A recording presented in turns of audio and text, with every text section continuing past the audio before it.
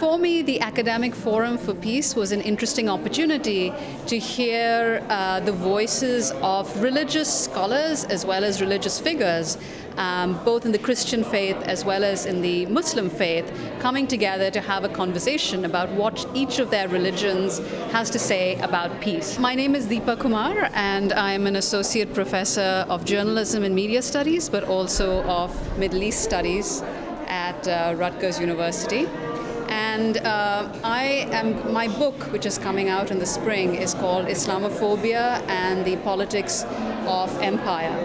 And essentially in it, what I argue is that this current era, the era of the war on terror and the enemy image of the Muslim, is actually driven by political considerations, not by religious considerations. So in other words, there is no need for these ideas to be dominant in our society.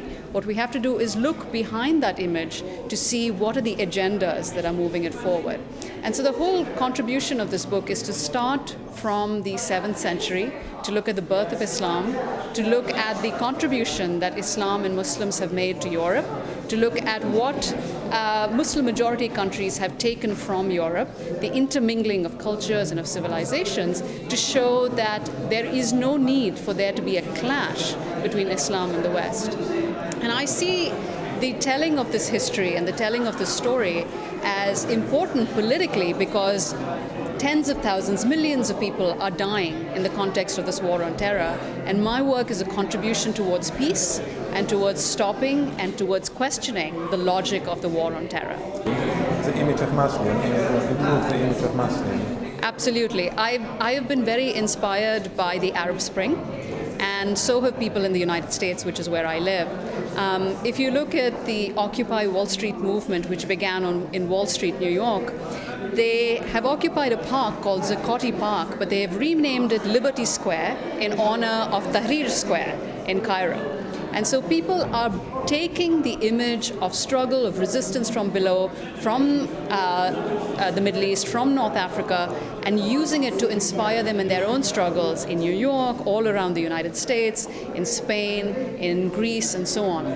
For me, this is the basis for identification between people across national barriers, across religious barriers, and so on, and a coming together on the principle of solidarity with one another and treating each other with respect.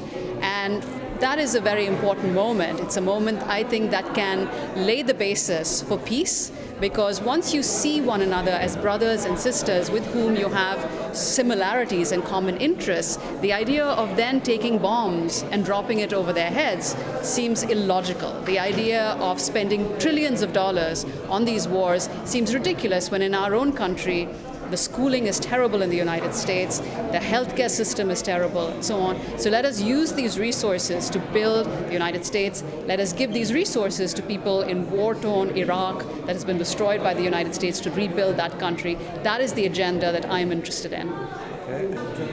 What risks and opportunities also does it yield? Right. The Arab Spring. Right.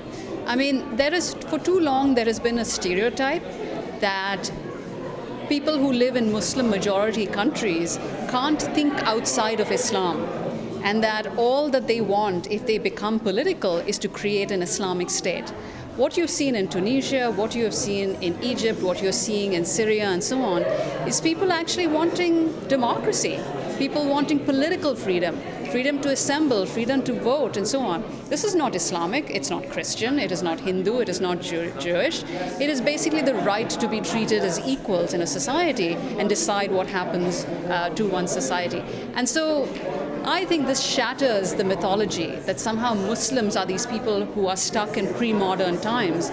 The Arab Spring shows that Muslims are just as modern as everybody else. And furthermore, in the political arena, there is a whole array of political parties. From the Islamists, of course they do exist, the Muslim Brotherhood, the recent elections in Tunisia show that they are one party among a whole bunch of others, among social democrats, among reformers, among liberals, socialists, and so forth. So just like in any Western country where there is a range of political ideas, what the Arab Spring shows us is that even in Arab countries, there is a range of political ideas, and people now need to debate, to discuss, and figure out what the best way forward is.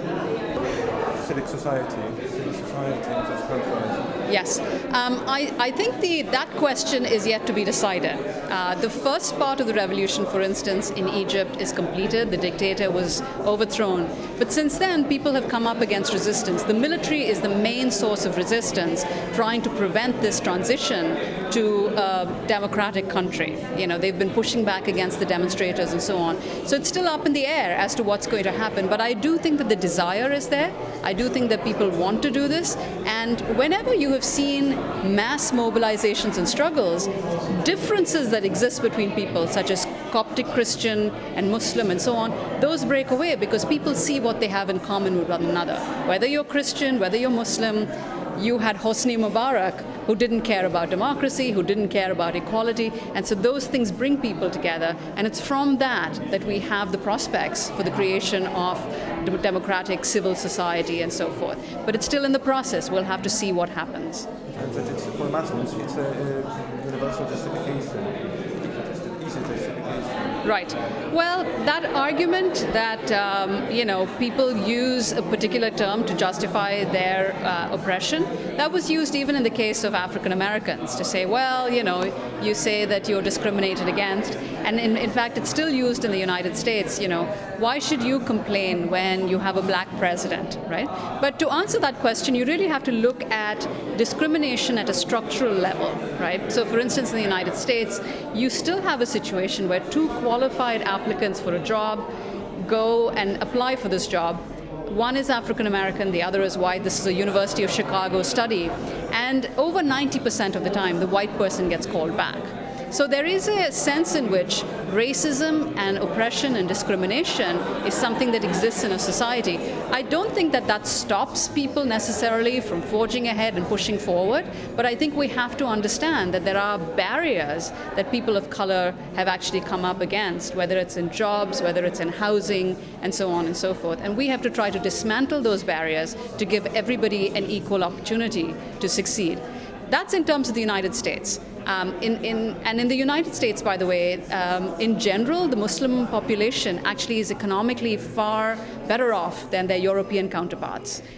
They tend to be, one of the higher earning groups in the United States. They identify with the United States and so on and so forth. In Europe, the situation is different. But just in terms of the accomplishments of Muslims around the world, we're talking about 1.5 billion people. There are all sorts of people. There are people who, on the one hand, gravitate towards extremist strategies, and then there are those who, want to build social movements and want to create understanding and fraternity and sisterhood and so on and so forth. So we can't generalize. What I will say, though, is that in so many Muslim-majority countries, you've had women heads of states, whether you're talking about Pakistan, Bangladesh, Indonesia.